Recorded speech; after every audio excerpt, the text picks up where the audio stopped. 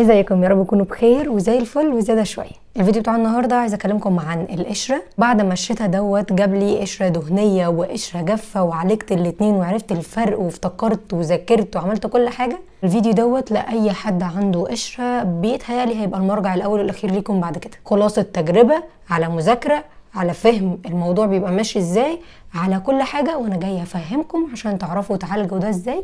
مش جايه اقول لكم اشتروا وهاتوا انتوا افهموا وانتوا اللي تعالجوا. يلا بينا. بص يا ستي، دلوقتي احنا عندنا نوعين من القشره. قشره دهنيه بتيجي بسبب تراكم الدهون او حمامات زيت كتير وما نغسلش الزيوت دي من فروه الراس، او ان فروه راسنا اصلا ربنا خليها بتفرز كميه كبيره من ماده الزهم او الزهم الطبيعي ديت، فايا يكن هي تراكم كميه من الزيوت الطبيعيه من الفروه او الخارجيه اللي احنا بنحطها وما غسلناهاش. القشره دي شكلها فروه الراس بتبقى كريمي شويه، لونها رايح على الاصفر، مش بتبان قوي لكن بتبقى باينه قوي في الفروه، ولو حكينا تطلع في ضوافرنا، وبتصطحب معاها اسوا انواع الهرش والاكلان في فروه الراس. تاني نوع القشره الجافه، والقشره الجافه سببها هو جفاف في فروه الراس، قله الزيوت الكتيره اللي كانت هناك في الفروه تعمل قشره جافه. شكلها بيكون ابيض او رمادي، حبيبات متنطوره في فروه الراس زي ما انتم شايفين. هحكي لكم بسرعه اللي جايب النوعين القشره دول. اولا انا بعمل حمام زيت مره كل اسبوع، بستخدم ماسك الصدر لفروه الراس، بيجي لي قشره دهنيه وخصوصا في الشتاء. فللامانه اللي حصل ان انا كنت خايفه ان القشره الدهنيه دي تزيد عندي، اركز كويس قوي ان انا اقلل من حمام الزيت، استخدم اوراق الصدر واسيب اوراق الصدر فتره طويله على فروه الراس،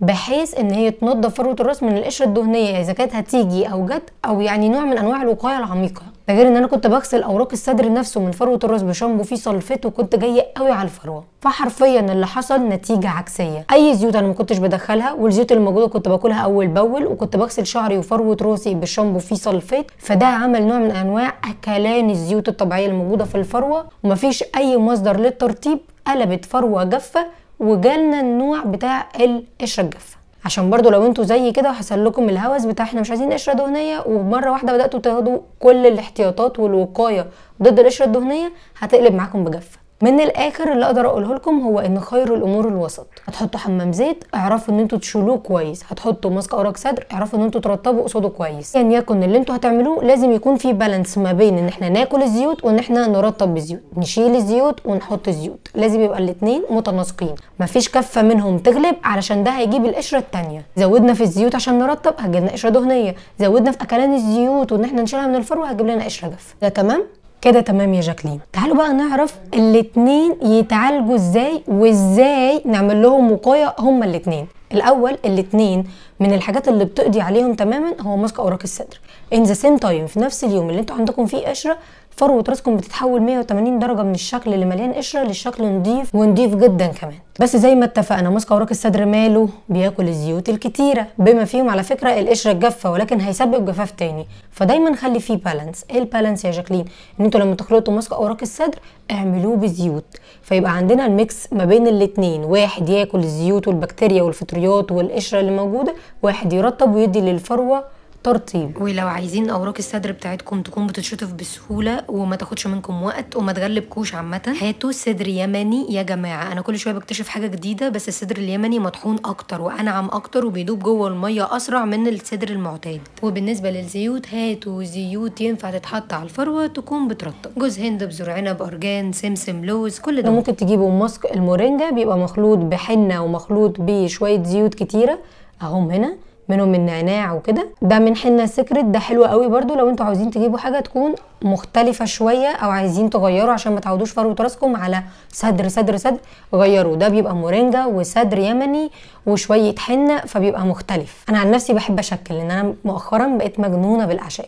عايزه افكركم ان انتوا لو هتعملوا ماسك اوراق الصدر لازم قصاده يبقى شامبو فري سلفيت، ما فيهوش سلفيت. ليه؟ الصدر عامل اللي عليه وزياده، وبما انه عامل اللي عليه وزياده فاحنا محتاجين حاجتين. الاولى حاجه ما تنضفش الفروه وما تنشفش الشعر اكتر، الثانيه حاجه تكون ناعمه فيها زي ترطيب زياده، ريتش كونديشننج زي ما هو مكتوب وزي ما هو بيعمل، يقدر بنعومته ديت ان هو كانه يزحلق حبيبات الصدر الباقيه. طب شاكلين احنا خلقنا ضيق، لسه هنحط ماسك اوراق الصدر ونستنى عليه نص ساعه في الشتاء، بالكتير نص ساعه بالمناسبه، وبعد كده نغسله بقى. لا مش قادرين، خلاص هاتوا الشامبو بتاعكم اللي برده ما فيهوش سلفيت، وهاتوا شويه من اوراق الصدر المطحونه اخلطوها بالشامبو بالميه واغسلي بيها فروه الراس.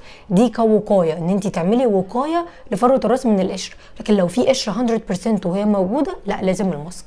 طيب في ايه تاني ممكن يبقى علاج؟ ممكن طبعا تستخدموا شامبو يكون مخصوص للقشره، ده برده يعتبر علاج. ممكن تستخدموا خل التفاح، وممكن برده من الحاجات الحلوه قوي بس دي لو قشره ضعيفه شويه، الالوفيرا الطبيعي. خدوا كده الالوفيرا وحطوه كده في اي بوتل مثلا ووزعوه بقى على الشعر وعلى الاطراف وعلى الفروه ومن كل حته، بيرطب وبيعالج الفطريات حلوه قوي ولذيذ. هتحسوا ان انتوا اصلا شعركم بيدي لمعان فيه تحفه. ده كده بالنسبه للعلاج اللي انا استخدمته. طيب نيجي بقى لشويه حاجات يا جاكلين ما نعملهاش وشويه حاجات نعملها. بالنسبه لشويه الحاجات اللي ما نعملهاش وما ينفعش بجد تعملوها، واحد ان انتوا تستحموا بميه سخنه. فروه الراس اول ما بتستحمى بميه سخنه او اول ما بتتعرض لاي نوع من انواع الدفى، حتى لو سشوار، اول ما بتتدفى وتيجي مره واحده بعد ما بتخلصوا انتوا بتتعرضوا للهواء العادي، فرق درجات الحراره مريب. درجه حراره الاوضه من غير تكييف ومن غير حاجه، الدرجه دي ساقعه، فروه الراس بتبرد قوي، فبتعمل طبقه تحميها وتدفيها اللي هي القشره. حتى لو انا ما عنديش اي مشكله، ما عنديش اي حاجه، مجرد وجود الحاجه الدافيه بتخلي فروه الراس تبرد، فتعمل الطبقه دي للتدفئه، فتعمل القشره. فممنوع استخدام السشوار على درجه الحراره العاليه غير لما نتاكد ان الفروه نشفت بنسبه 70-80%. مفيش استحمام بميه سخنه للفروه، بنقلب شعرنا لقدام ونغسل بدرجه حراره كويسه عشان جسمنا بيبرد من الميه الساقعه عامه.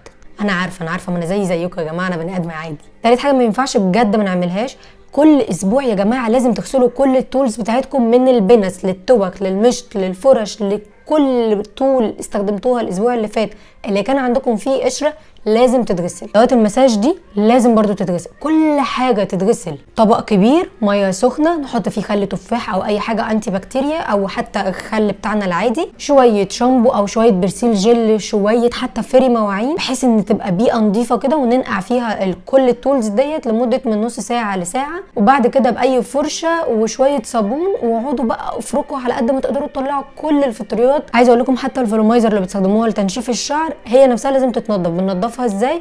اي وايبس على اي مشط، وبنقعد ننضف كده يمين وشمال كل الاتجاهات عشان لو الفرشه فيها الفطر ما يرجع لناش تاني. حاجات بقى نعملها علشان القشره ما تجلناش وعشان تبقى الفروه كده صحيه. اول حاجه الانتظام على المساج، عشان لو احنا فروتنا دهنيه بتطلع زيوت كتيره نبقى بنوزعها ما تتراكمش في حته فيطلع لنا فيها قشره كتيره. تاني حاجه هو ان احنا دايما يبقى معانا زيت النعناع وزيت شجره الشاي، ما يسيبوناش ابدا، يفضلوا ماشيين معانا كده. كل مرحله نحط نقطتين منهم على الشامبو في مره في اسبوع، نحط منهم نقطتين على حمام الزيت، نحط منهم نقطتين على ماسك اوراق الصدر، ما يسيبوناش. مضادات فطريات وبيخلوا الفروه حلوه جدا ومتنشطه دوره دمويه وخطيره. اخر حاجه بقى عايزه اقولها لكم وهي ان انتوا لو عندكم قشره ما ينفعش تعملوا الحاجات دي تماما. ما ينفعش تعملوا ديرما، لان ببساطه ادي جلده الراس، القشره بتبقى عامله طبقه فوق جلده الراس، فالديرما كده كده مقاسها لو 1 مللي عمرها ما هتوصل للفروه، فممنوع استخدام الديرما. ده غير ان الديرما اصلا احتمال تاخد الفطر بتاع القشره دوت، وبعد كده تيجوا انتوا بعد ما تعالجوا القشره تلاقوا الفطر كان موجود على الديرما تعملوا بيها وانتوا طبعا مش شايفينه، هوب ترجع القشره تاني. تاني حاجه ممنوع وهي حمام الزيت. عندنا قشره دهنيه او جافه ممنوع نستخدم حمام الزيت. نفس الفكره، هنحط زيت على ايه وفي حاجه حاجزه، المسام مش هتمتص اي حاجه ولا هيوصل لها اي حاجه. لازم نشيل الطبقه دي بماسك اوراق صدر، بالشامبوهات، بالعلاج بتاعنا، بالحاجه اللي بتليق علينا، نوصل للجلده ونستخدم بقى كل الحاجات والعلاجات اللي انتوا عايزينها. والكلام ده على فكره برضو بينطبق على كل السبرايهات اللي معاكم، مهما كان السبراي خطير مش هتستفاد بيه فروه الراس، بل بالعكس هو هيتحط من فوق كده ومفيش حاجه تتشربه، فيا اما هيتبخر يا اما هيتبقى منه شويه برضو معدون يعمل لكم مشاكل. بس كده تقريبا خلصت كل حاجه، الحاجات اللي بتعملوها واللي ما بتعملوهاش، وايه الحاجات اللي ما ينفعش تتعملوا وانتوا عندكم قشره، وايه انواع القشره وعلاجها. لو جربتوا اي علاج للقشره يا ريت تقولوا لنا عشان انا كمان اجربه، ولو طلع حلو هعمل لكم عنه فيديو تاني. ولو استفدتوا من الفيديو دوت اكتبوا اي كومنت فيه اي حاجه، ولو عندكم اي سؤال اسالوا، انا بجاوب على كل الاسئله خلال 2 أو 3 من نزول الفيديو. اشوفكم في فيديو جديد، يا رب تكونوا انبسطتوا واستفدتوا. باي باي.